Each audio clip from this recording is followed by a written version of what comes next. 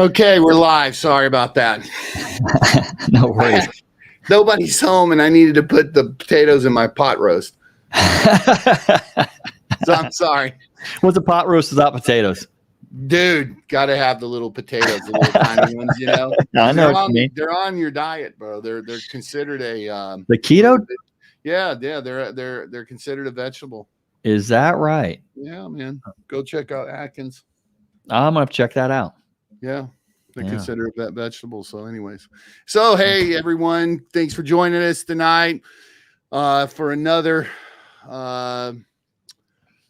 podcast with Brent and Lee. Man, we're glad to be here. We're glad you're here. Leave a comment in the comment section. Tell us where you're coming from and ask us any questions that you may have, because we're going to cover a whole bunch of stuff tonight. Talk about what's been going on in the market. We've been on the ground for the last week, and things are really shifting, and we're seeing that shift, but not what people would think would be happening. So I'm going to explain a little bit of what's going on, what we're seeing live. We're going to go over some numbers. Brent's going to go over some mortgage information, and then we'll answer all of your questions as we move along. So don't hesitate to ask them. Mm-hmm. Also, if you haven't subscribed to our channel, go ahead and slap that subscribe button, because you don't want to miss any of our real estate tips and tours. Right, Brent? That's right. That's right. All right. So let's get rolling. So Brent, talk about what's happening in the mortgages this week.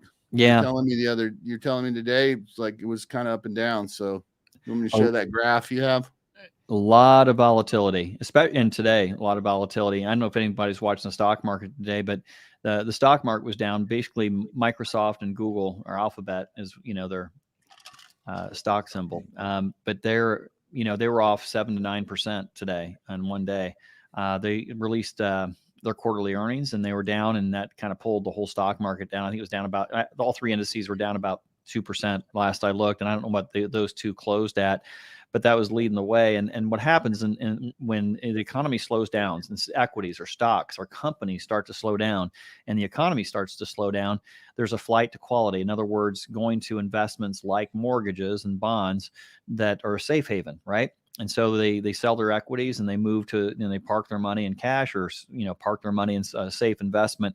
Mortgages are backed by real estate, and we have the best real estate in the world here as far as risk, and so right.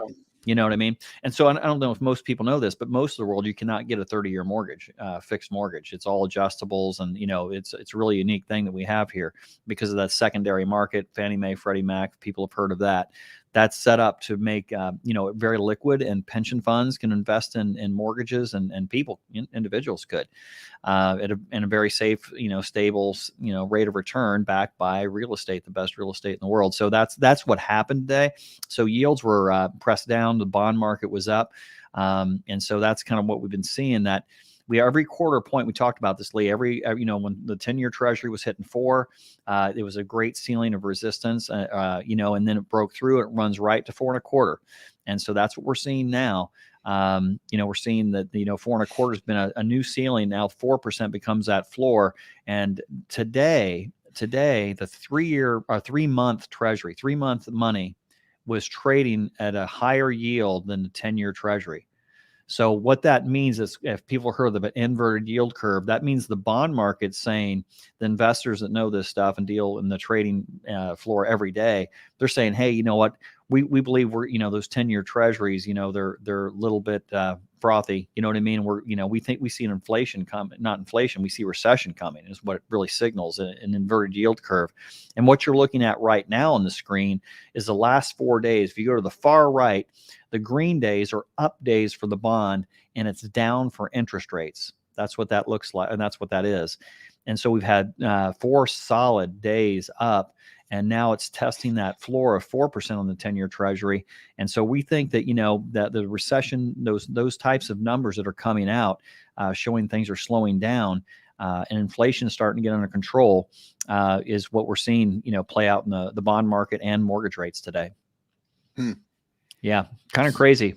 Well, Yeah. one of the things that we see too, with the way these bonds are traded and the way it works, there's a lot of volatility in a given day. That's something that's unique too. If those candlesticks, a daily range is normally 12, 15 basis points, and we're seeing 70, 80 point swings in a day. And so knowing when to lock, even in an individual day, can be an issue. Someone has a question here. Brent, since the bonds dropped from 4.3 to 4.7 today.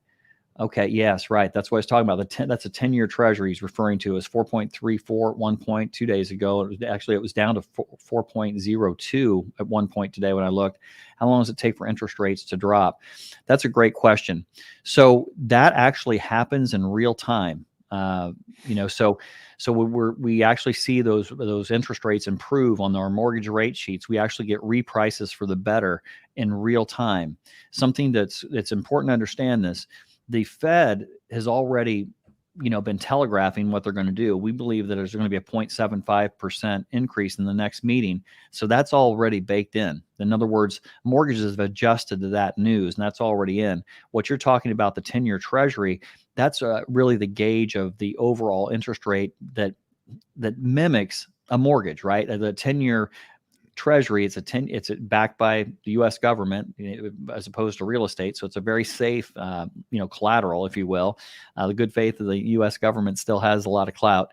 And then you have, a 10-year timeline, right? So mortgages are held in a little longer. They're not held for, 3 months or 4 months. They're held for 10 years typically, or 6 to 7 years, not technically, is what the average mortgage is held for. So, it resembles a mortgage. And so that's a real good gauge where interest rates are going to go. So it's in real time, to answer your question. It actually adjusts in real time, the same time that drop you see. Bonds, just to give you an idea, the bond market and the treasury market moved about, a quarter technically, but your rates, we dropped about an eighth today. Yeah. So, where do we see things heading here, Brent? Well, you know what? It tested that floor of support, that 4% on the 10-year treasury today. It bounced off of it. And so if we break down through that, that'll be a great sign that we can go a leg lower. That's really what we're, hoping that happens at this time. Right now, the 4.25 is the ceiling. So we're trading in that range. It gets down to around 4% on the 10-year treasury. That's when that's in the bonds, actually mortgage bonds are traded, and it mimics the 10-year treasury a great deal. And so the bond market, if you look at the chart of the 10-year treasury and the bond market today, they're very closely resembled each other. So, if we break through that floor, and there's 2 reports coming out, Thursday and Friday this week, third quarter GDP is going to be released tomorrow at 8:30. So we're going to see, the anticipation is a 2% annual growth year over year. That's what they're looking for. That's the expectation. So anything less than that's going to be negative, and the bond market's going to improve. In other words, the rates will improve. And then if there's faster growth than that, then the rates will go up. So remember this: bad news in the equity markets, bad news for the economy is good news for interest rates, because as things start to slow down, a recession comes in, the Fed steps in, they tap the brakes on rate increases to deal with inflation, and they start to actually reverse trend and lower rates to make sure the economy doesn't fall into a serious recession. Right. So we're seeing articles like this one, man. Mm-hmm. And I brought this up last week. Mm-hmm.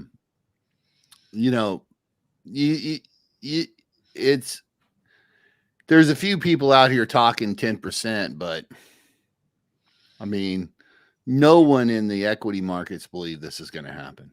I mean, no one. No.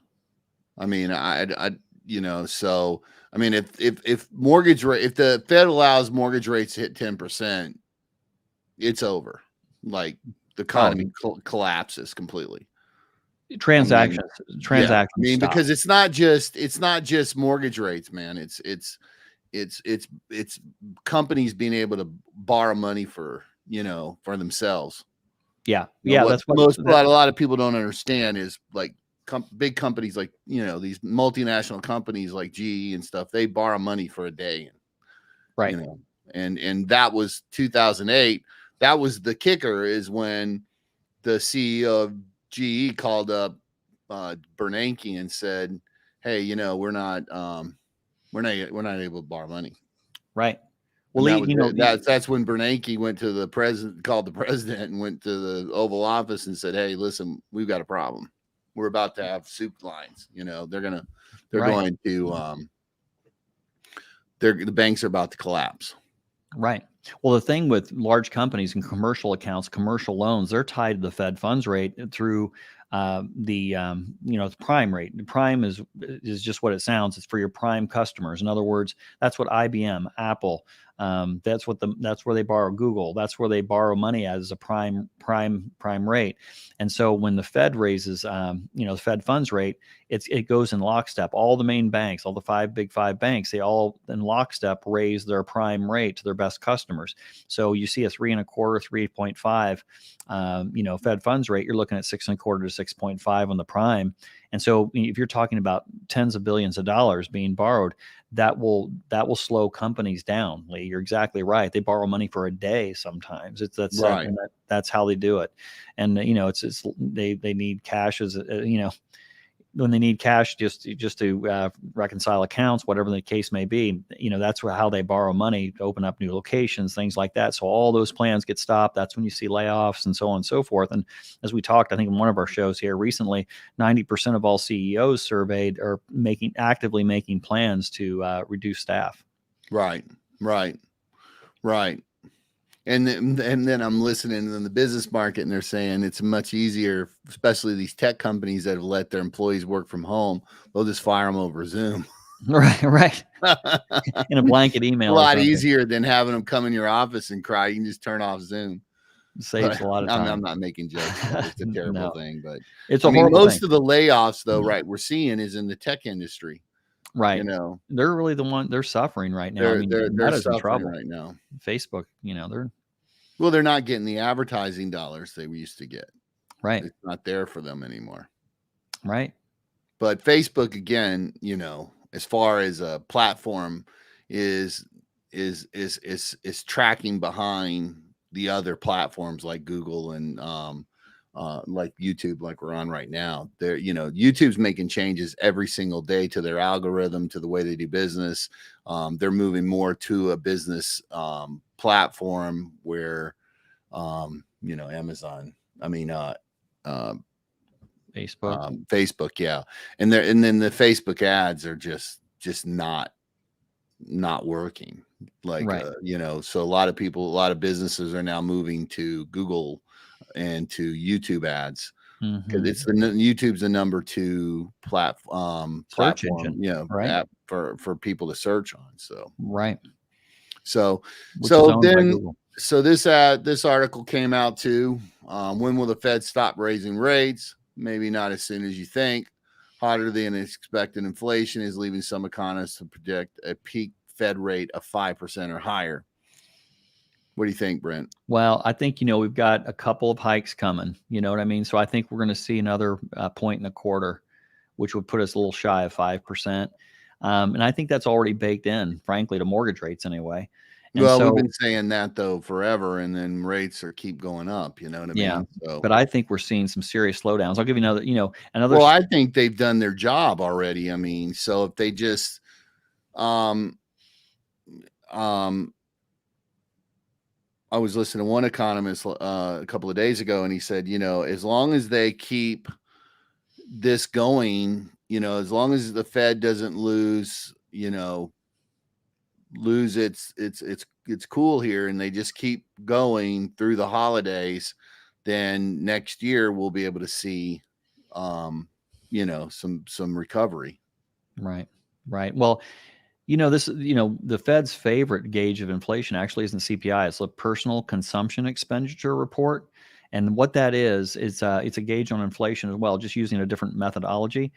And so what that's coming out Friday, by the way, at 8:30 in the morning. So that's going to be that's the key gauge that they look at when they look at inflation specifically. And, it's a rear view mirror that they're looking at. Right. And so, to give you an idea, the year over year PCE was 7% year over year inflation, if you will. In June, July, it was 6.4 year over year, 6.2 in August, and the September number is going to come out Friday. And so we're going to see where September was. Now we see the greater, a month over months are falling off. The highest numbers are falling off every month. So we saw actually peak inflation technically probably in April or May. Right. You know what I mean? And so that now it's going to improve. Well, I mean, if month. you look at all the big box stores, Walmart, Target, I mean, they have tons of inventory. Mm-hmm. And I was actually in the gym the other day, and this kid, he's a manager at Publix.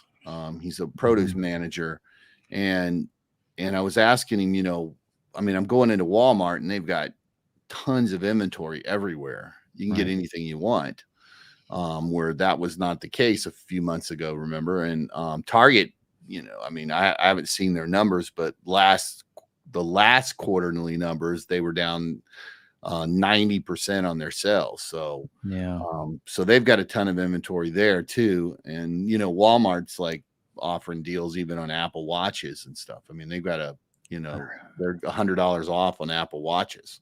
So I mean, all of the Amazon, everybody's starting Black Friday early, these early Black Friday sales.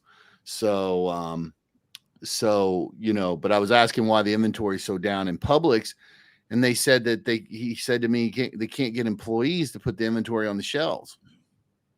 No. So they're behind. They can't get employees. And one of the things is Publix doesn't pay a lot of money, so people are leaving that job and finding higher paying jobs here in Florida. Mm-hmm. And the job market, I mean, so that means the job market's still super strong, and there's lots of jobs available. I mean, Mike Rowe was on the other day talking and said, we're short in plumbers, electricians.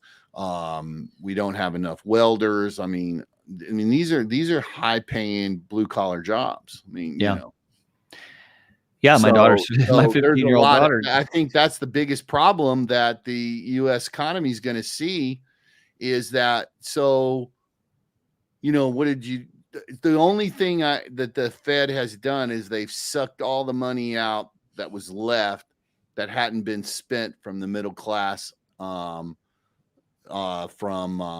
all the money that the government gave to us over COVID, all this COVID relief money. Right. I believe it's pretty much gone. Yeah. Yeah. For the lower and middle class. Yeah. Right. Right. Right. Yeah. The big dogs, I mean, I think some of them are still fine. I think, well, people no, companies that is absolutely true. People with money, multimillionaires are still buying yachts. They're still buying cars. They're still, they're the high end stuff is moving. It's the lower stuff that's not. That's when inflation hurts. I mean, for right, there, that's hurting the middle class and the lower class. That's it. Yeah, it's a percentage of their income. What they the working class, workforce jobs and middle class. That's who's getting crushed right now. Right. And the workforce is just really getting crushed because I personally am losing cleaning ladies and handymen like crazy. Mm-hmm. And I honestly, I mean, I think the handymen are actually going and working for the builders because the builders are low. They need workers and they can make more money with, working for a builder and have full-time employment. Right. So unless it's a handyman like my friend Tico, who's just, it's his gig, he does as a retirement job. Right. Just likes the freedom. Right. Mm-hmm. Right. So, he can work when he wants to work, and unless you have that, or it's a company that, I'm starting to turn to more rehab companies that, that they're contractors, which cost people more money. Right. So and cleaning people, again, they're not driving far because of the gas prices. So we're losing cleaning people. Right. They got to stay local. Yeah. Pool companies. So we're having to go to a lot of the bigger companies to do the jobs for us. Yeah. I was talking to a gentleman. He's putting 60,000 miles plus a year on his car, his truck, because he's a pool cleaner, as a technician. And so, and he pays his own gas. I mean, it's just devastating to his family, Right. Well, I mean, the pinch is in. I mean, I have a hybrid, and I'm feeling it because I'm driving, south, north, and Everywhere, yeah. I fill up a couple of times a week, Yeah. and I'm spending way more money to fill up, and I'm That car was a shortening another. godsend. That car was what a 488 miles to a 12-gallon tank of gas. It's unbelievable. Right. And it's comfortable. It's nice. It's great. It's a Ford Fusion, but they don't make them anymore. Yeah, I heard. But, honestly, I'll own a hybrid forever now. I love it. Yeah. So like, this, so let's get into some more positive stuff, right? Yeah.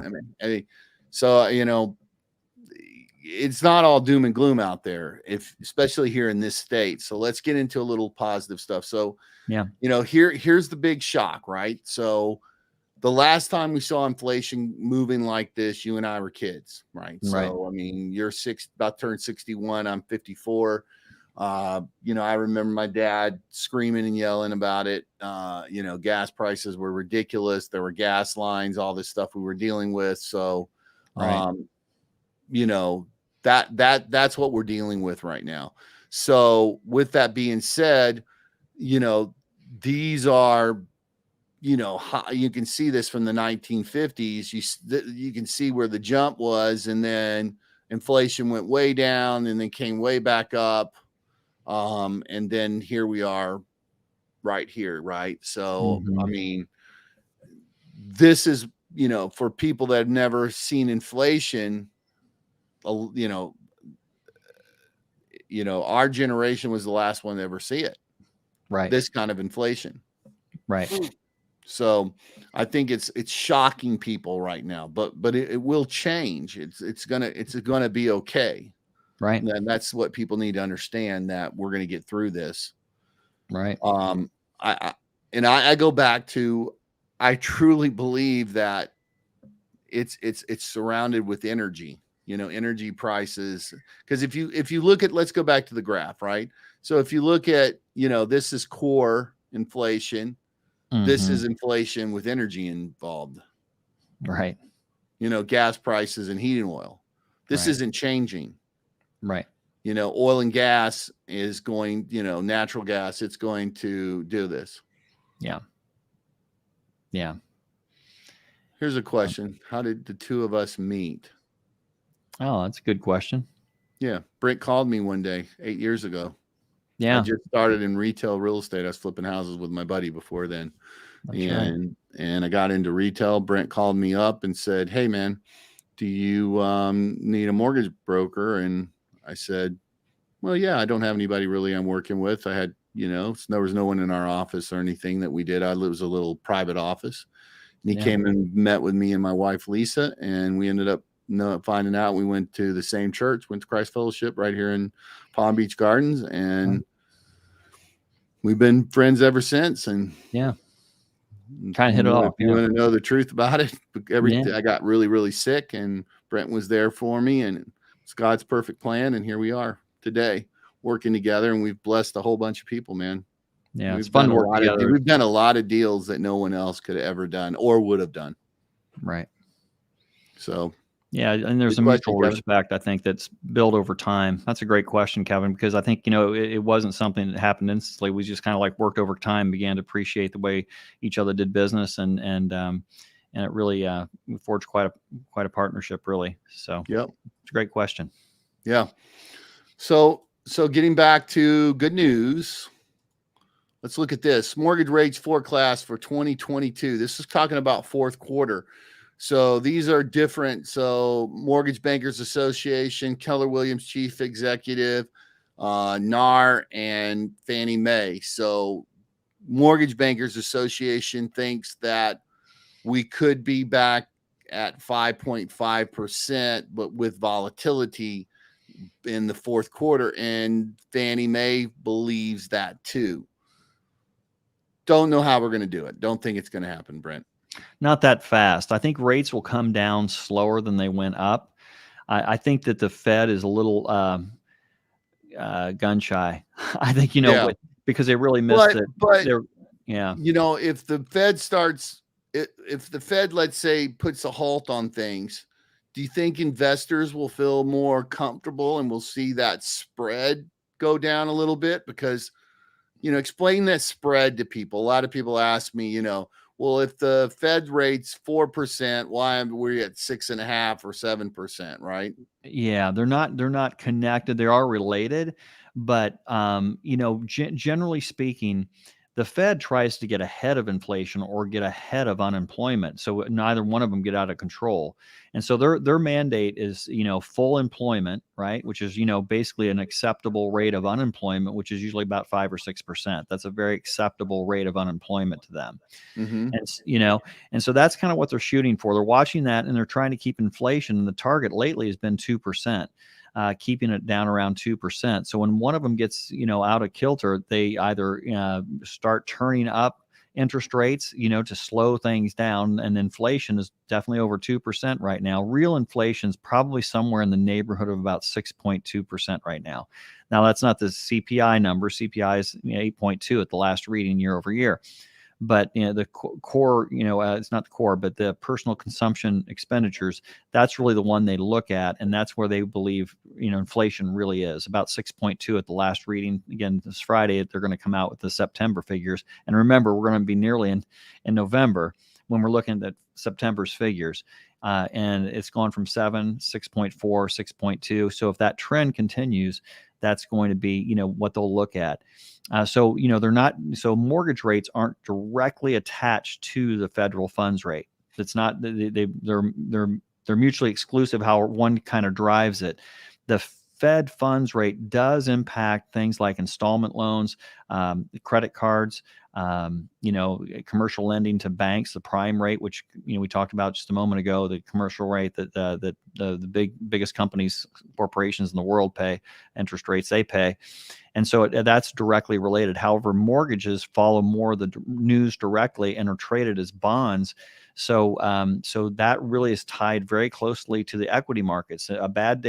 Typically a bad day in the stock market is a good day for interest rates. Right. So anytime that's slowing down. So there is a little relationship there, but it's disjointed a little bit. Okay. So rates could fall a little bit more if investors feel comfortable. Right. So once investors start to feel more comfortable that people aren't going to refi, then we'll see rates come down a little bit more also, right? That's great. That's a great point, Lee. Yeah. So the Fed bought a lot of mortgages at 3%. Yeah, they're going to keep those for a while. Right. There's not a really strong market for those. They'd sell them and lose on them, right? Right. So, right. And then, and then for the Florida market, and getting very specific, Case Shiller came out with this. So prices are higher year over year, 13% in August, but Fed applied brakes, and that's down from July's 15.6%, yet at 28%. Plus Miami and Tampa still surge. So Miami's up 28.6% as of and all these are October. This is this week. All these this came out this week, folks. So just want to let everybody know we're talking about October 25th, and we're sitting here at October 26th. So so this article came out October 25th. This article came out October 20th. So Miami is up 28.6% year over year increase, and Tampa 28% year over year increase.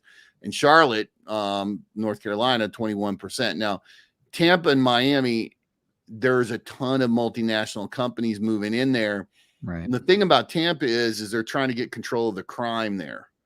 So, they're actually hiring police officers like crazy out of Orlando. So Orlando is seeing are going to have to raise their salaries, and so is the sheriff's department there. So my son's up there; he's a cop, and he's going to get a raise because them Tampa's pulling people cops into the city like crazy. So I mean, we're seeing Florida market continue to grow, and then when you look here, single family median price up 13.8%. Condos up 20%, but sales down 29%. and this is where we want to get into this, is that sales, let's roll into this so we can show people. Yeah. So Port St. Lucie as of September, and this is what you need to really pay attention to. So now we're talking medium price. So I know when we're talking about homes going up, or or going, here recently, we were, the median price really had nothing to do with it. But now that we're seeing the market stall, and median price is something to really look at. So medium sales price in Port St. Lucie a year ago is up 17% right now. Want you to see this though. New listings are down 13%. Active inventory is up 113%. But I'm telling you, you're going to see this decrease for October, because we're seeing this inventory coming off of the market now, because people are now taking their homes off the market. Martin County, you're looking at the same thing. Medium sell price up 21%. New listings down 20%, and active inventory at 68%. And a lot of this inventory too, keep in mind, guys, is and new pending sales down still. We're seeing that on both sides. So a lot of this inventory that's coming up though is new construction. Yeah. So there's a lot of they're continuing to build. They're not going to stop building. So there's inventory sitting there, and a lot of deals have fallen apart for these builders. Palm Beach County's medium sell price is up 23%. New listings down about 9.5%. Active inventory up 68%. So new pending sales down. So the market in Florida, we're seeing sales, the prices pretty much staying up across the board in South Florida all the way to Miami, but because inventory is reducing, because the new listings aren't coming on the market. So the inventory is going up, but I personally believe it's mostly builders, because so boots on the ground, right? The last week we have seen I was literally in a contract with a client. The whole contract was negotiated, and we were the seller's agent sent it over to have initials done on it, and they took the house off the market. They just decided we're not going to sell the house for what we have to sell it for.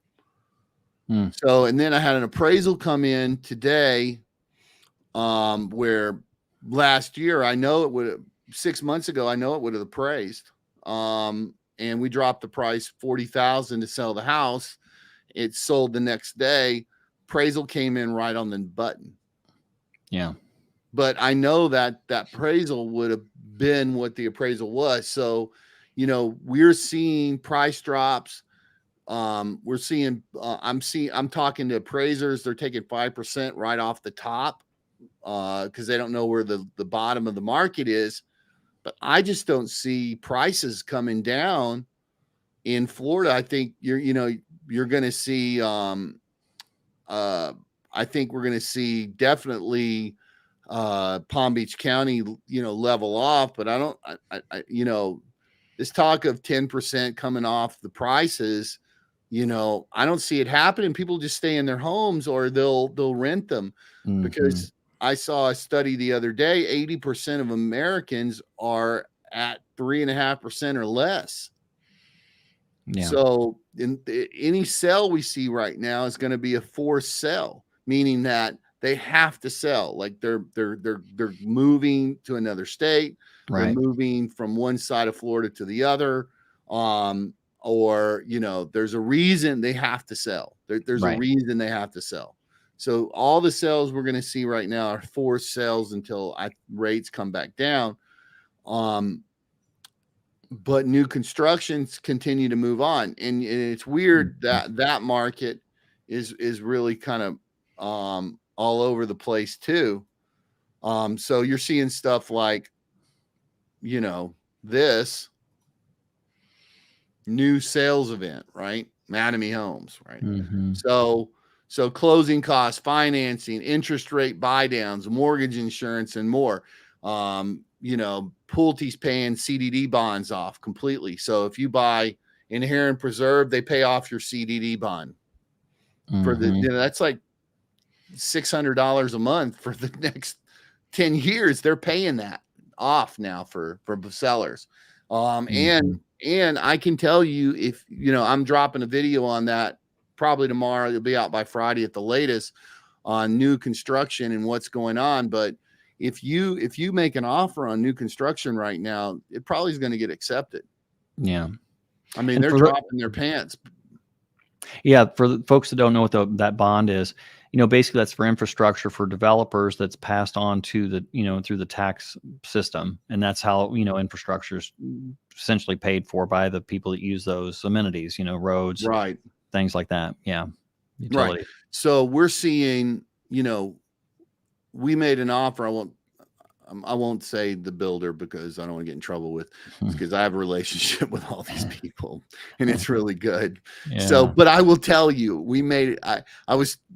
I had a client right on the side, right on the fence on a house, $850,000. We made an offer for $800,000. They dropped it $100,000.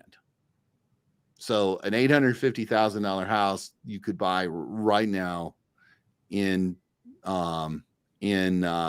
there's two of them. You can buy right now in Tradition for $750,000. They're giving pools away, $100,000 credits, kitchen, $75,000 towards a kitchen here in Palm Beach County. So it's there's some really, really good things happening as far as new construction. And I would say to anyone on the new construction side, this is going to, up till the holidays, to January 1st, you can really go in there and cut a deal, because a lot of these builders are, all of the builders except for Mattamy and are publicly traded. So, Toll Brothers, their community, Pulte, Devasta,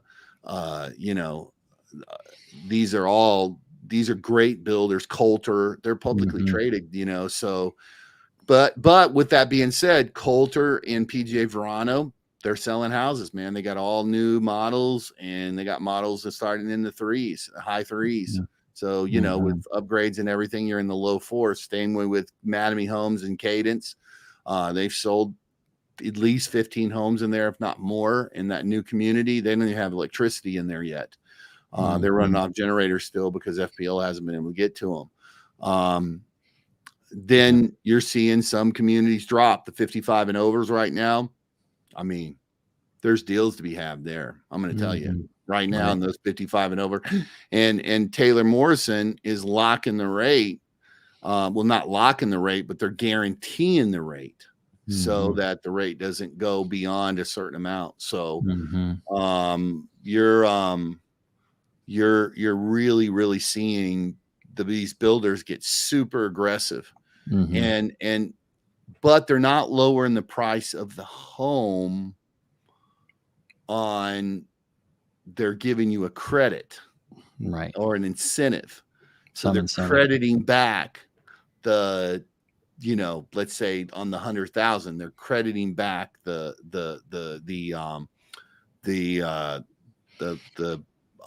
lot premium. Right. So the house is staying up there, but they're doing the credits. And they're going upgrades. To do, and in like these, like Cadence, when they sell off so many homes, or in Heron Preserve, where they sell off so many homes, they're going to do a price increase. So you're going to see the price go up, but the incentives may get bigger. But they're going to hold on to the market because they know the market's going to come back. Right. It is going to come back. And well, sure. And they want strong fourth quarter figures and year end. So they're going to be motivated certainly through December for sure. Yeah. And they don't want to be carrying, and like Mattamy's privately held, they don't want to be carrying the debt on their books. No. they land bank for years out there too. And once they start, putting up walls, it gets expensive to carry that debt. And Right. they're carrying that debt that we've talked about, the Fed funds rate. They're kind of attached to that. Right, So because that's they're financing, it's like a floor right. plan in a car lot. They're financing these homes to, while they're building them. Right. And any carry cost is costing them thinking that they're paying the mortgage every month. It doesn't close. Right. Right. So, and buyers right now are willing to deal. They have Right. no choice because there's only a few cash buyers. I mean, we have a few cash buyers right now. Unfortunately, I mean, you have some buyers that aren't my buyers, but you have one, I guess, Yeah. that we're trying to get him straightened out, Right. and do something for him sooner than later. But everyone else I have right now is cash, and everyone I have coming into town over the next couple of months is cash. So, and we had people that could pay cash before, but when rates were lower, right. they would choose to They hang would on to their choose to hang funds. on to it. But you have some cool loans where people that are paying cash, like, Brent, talk about this reverse mortgage that you have right now. I know people are a little afraid of reverse mortgages. They've heard some horror stories, but I mean, I've got several friends that have done a reverse mortgage, and it's worked out great for them. So, Oh yeah. so it depends on, I think, the lender you're using, definitely. Right. But talk a little bit about this reverse mortgage idea. Well, typically, people, what they do is they get a mortgage on a home they're already in. They want to stay in their home, but their income is, switched to a kind of a fixed income, retirement income, pension, and Social Security possibly. So they're limited, and they really can't pay a mortgage anymore. Let's say they have a $500,000 house they owe $100,000 on. That payment can just go away. And actually, in the situation like that, if they're 70, 75 years old, they can actually receive a check every month as opposed to making a payment. That's typically what you hear of, in a reverse mortgage, or a home equity conversion is what another name for it. But basically, what it is on a purchase, where someone, instead of coming down and plopping $850,000 down in a home, they could put, $450,000 or $500,000 down, and the rates are, in the 6% range for HECM or reverse mortgages, and so the rates are a little lower. It's guaranteed by the HUD. It's a federally insured loan, Right. and basically Reagan created it. Yeah, it's really a neat program. So they could put a big chunk down and not have to, take all their funds out of their investments. They can keep those funds deployed, because this is going to turn around, right? It's just a temporary situation. So they could preserve capital. If they want to make additional home improvements or build an addition or something like that, keeping some reserve cash, they can put a serious amount down and never have a payment. Depending on their age, they could get a reverse mortgage, and basically they could just keep their funds deployed in other investments and stay liquid and still never have a payment. So there's some neat strategies that way. Right. So yeah. So yeah, I mean, so we're going to get through this. The long and short of it is we're going to get through it. I think, the damage that is done, that the Fed can do. I don't think they can do much more. I don't think they can do much damage to the job market. I mean, they're going to, certain places like the mortgage industry, they, that was first because of the refis, but that's going to come right back. It is, and eventually, we're growing. and then, right. Yeah, we're growing. I mean, we just opened a larger yeah. office. Yeah. I mean, absolutely. We know, I mean, I'm putting my money where my mouth is, because I really believe that right now there's going to be some great talent that's going to be let go from other companies, other lenders, and we can utilize their skill sets and train them up in the way that we do business. And 12 months from now, when things are really fully turned around and recession kicks in more, and rates come back down, all the homes are financed at 7% right now will be obvious refis. So right, and I would say too, if your budget can fit the rate in the house, right? Right. I mean, right now, especially, it's a great time to be out buying homes, because I personally believe when rates come back down in the fives, man, we have 300,000 people for the next 3 years predicted to move to Florida because of all of the multinational companies and jobs that exist here right now, and they're moving their businesses, and they're in the process of it. Like, Blackstone, BlackRock, Citadel, Goldman Sachs. I mean, these companies, they're just not moving overnight. I mean, it takes them a long time to get there. So their employees are continuing to move into the state. And we're seeing more and more tech companies, hedge funds, crypto funds, brokerage, small brokerages, small desks are moving here like crazy. So, I mean, New York City's being hollowed out, which is really a shame, but it's being hollowed out. There's no two ways about it. Right. So they're moving here, and then they're going to keep moving here. And so the market's going to stay strong. And nationwide, we're still in a housing shortage because this, these millennials is it's kind of created a baby boomer effect, is the way I'm seeing is they're starting families, they have jobs, they're getting higher paid jobs. And the restaurants are still struggling for employees because these employees left these restaurants and went to higher paying jobs. And then as rents go up where they can't afford to buy a house, the employers are giving more money to their employees to keep them. So it's a supply and demand thing. It really is a supply and demand situation. Right. And the demand's not going away, especially in this state. And there's no supply, and people, and there's, there's a couple of really smart guys that I watch on, and I sent them over to you too, that have predicted this too, that sellers would just take their houses off the market and stay in them, or they would rent their houses, which would add to the rental market. But there's a lot of inventory out there in new construction that you can buy right now. And if you can buy that right now, that's a deal. You're gonna get you can really negotiate a deal. You can just go put an offer in.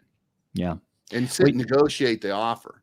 Yeah, I mean, when you do that and you do that well, consider that, and then consider what the rental environment is too, and then the long-term rental situation versus a long-time ownership situation. And I think, hands down, over the long haul, you can always refinance, so yeah. Eli has a good question here. Yeah. It's my understanding that when a builder finances a build, they only pay interest only, right, until the property is sold. That's correct. The builder typically use the deposits to pay the interest. That's a great question, Eli. They do pay interest only, and in a typical investment like a loan, construction loan, they pay interest only, and then they're not actually paid their profit until they sell out the loan that was set for that number of homes that it was kind of attached to, if you will. National builders finance a little different, is my understanding, but the smaller builders, that's how they do it. They're paid actually on the last few homes because until that loan is entirely paid off, and their profits in the last few homes. For a smaller builder, a little different for the larger national builders, but they don't pay any principal down. That's right.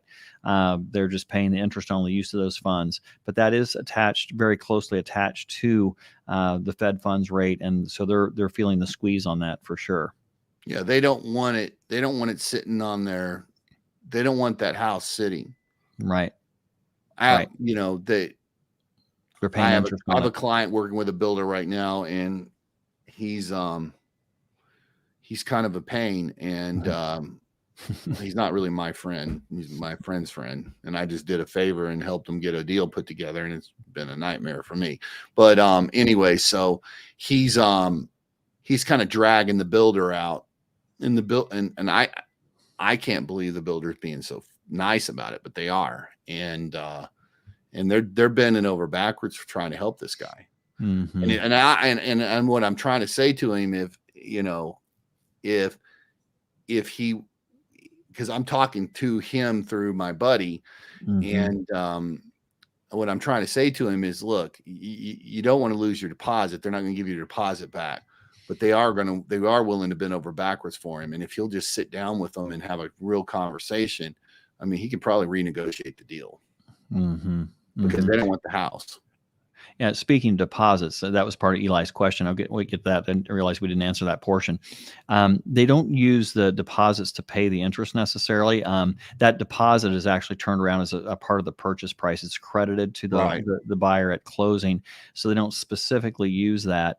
That has to stay in an escrow account. That stays in an escrow account, right? Yeah, that they can't earn interest on. Right.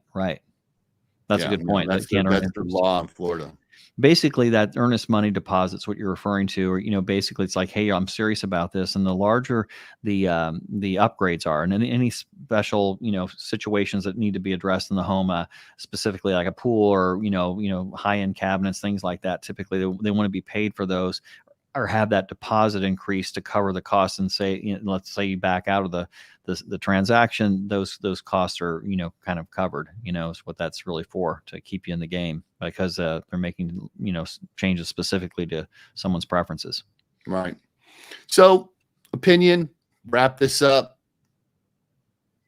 Next year, probably first, second quarter, we should see rates start to fall. What do you think? Yeah, I Brent? think so too. Oh, absolutely. I think, we're going to see it kind of like really volatile even when it finds a top on the rates. We really haven't seen that. Last week, the average interest rate was 7.14. And so we're below that on everything we've done. I think that's a standard single family home, with a solid credit score, is what they're looking at, by the way. So, I see, right now we'll see if that floor holds at 4%, because it's definitely bounced off the highs of the 4.25 on the 10-year Treasury. That's just a guide. It's not exactly what mortgage rates are doing, but we'll see how the PCE report comes out on Friday, and certainly GDP, and see if the economy is still struggling. Right. Well, I think a lot's going to change. We're going to see, people have been holding back, seeing what happens with the elections coming up. Yeah, that's true too. We're coming into the holidays, so that's another thing. The wallet's a little tighter right now, so that's going to make a difference in definitely the housing market and in everything and spending. And then, I think it's, I'm looking at the economy. I'm looking at what's going on. I'm watching the numbers on a daily basis. I'm, looking at the stock market, looking at futures. I think that, oil prices are going to stay high. I think they're going to go up. We're going to see natural gas and we're going to see gas go up. I mean, when they take money out of the strategic fund, oil reserve, it's a day's worth of oil. I mean, that's not really, we're seeing a little bit of a dip, but I think that's because we're seeing less people traveling. So over the holidays, we're going to see what happens and how much money people spend. Listen, we're tightening our belt.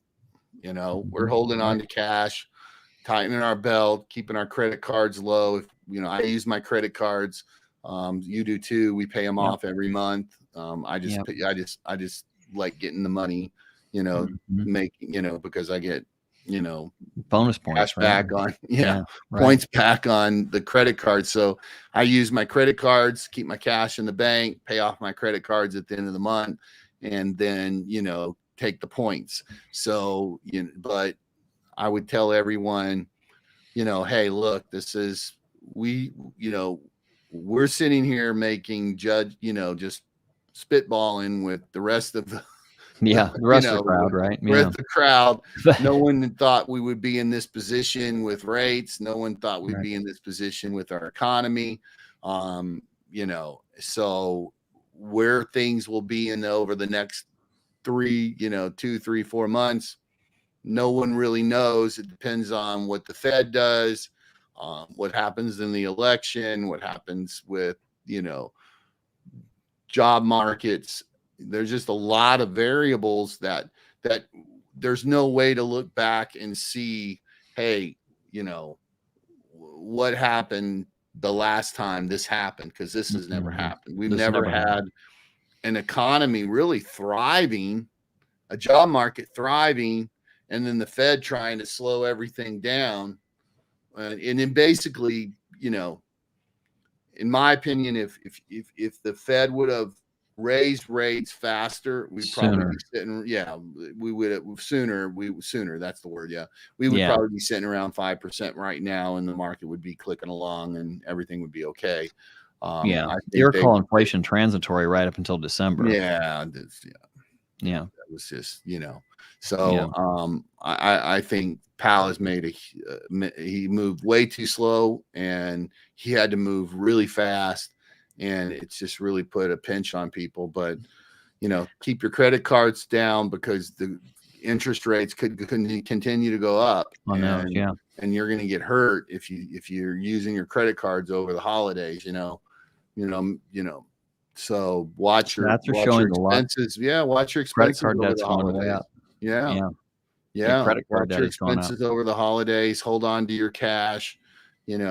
Listen, be blessed that we live in this great country of ours, and that you have your family around you. And if you have that, you have everything, right, Brent? Amen. We wish everybody the best.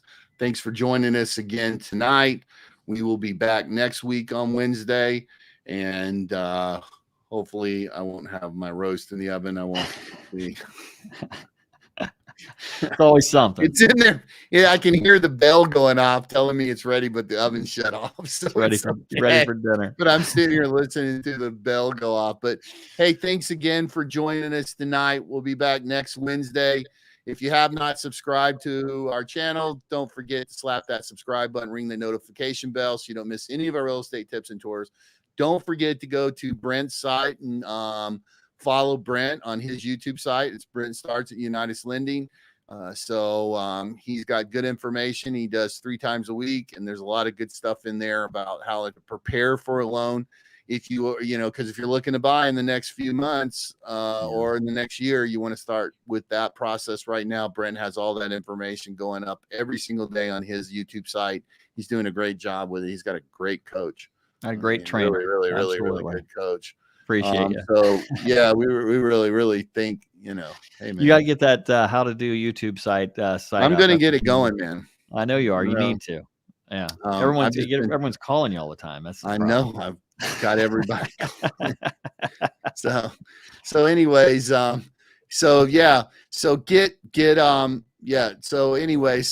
go subscribe to Brent's channel again, and we will see you next week. Be kind to each other, okay? Be nice to each other out there. Everybody's stressed out, so just realize that, hey, we're all in this together, and we'll make it out together. Amen. All right. Thanks a lot. We'll see you next week. Thank you.